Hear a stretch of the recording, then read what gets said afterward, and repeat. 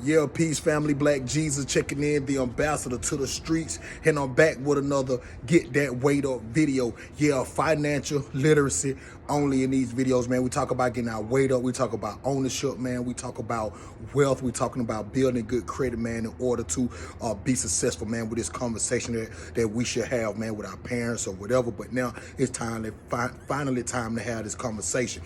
Now, this particular Get That Weight Up financial literacy video, I'm gonna be talking about the difference between credit cards, debit cards, and prepaid cards. The difference in between credit cards, debit cards, and prepaid cards. And if you don't know the difference in between these cards, family, don't worry about it, because we're gonna be all the way dumb and all the way down. We're gonna minute this thing so we can bring it all the way to layman's terms. Now, pretty much it's already known that with a credit card, you know what I'm saying, a credit is exactly what that word says. It's a credit.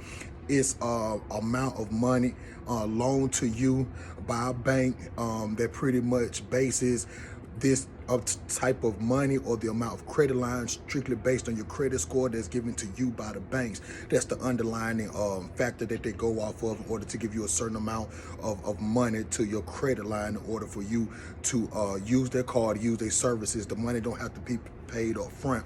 Like I said, the credit cards are dope because you don't have to pay the money up front. You can always go to the back end and pay it. Now, it's dope with that because if you pay it on the back end on time and you pay everything in a timely fashion, that your credit score will boost up. You know what I'm saying? You will be able to get more money, more credit cards, and more credit lines, able to move and to build ownership. But you got to definitely have to be careful with these credit cards because and if you do, you can do the opposite. If you don't pay the money on time, you would lower your credit score, you would get in debt, and you would start to accumulate debt. So really be careful about credit cards and how you use them. But they are definitely good to have in case of emergencies and to build that credit all the way up. Now, debit cards is just you actually getting involved with the bank. Is backed by a bank, and so is credit cards. Debit cards are backed by banks, but you're using your money to put on that card, and what money that you use on that card is the money that you have to spend. Now, you got to be careful with some banks because with some credit cards they charge fees,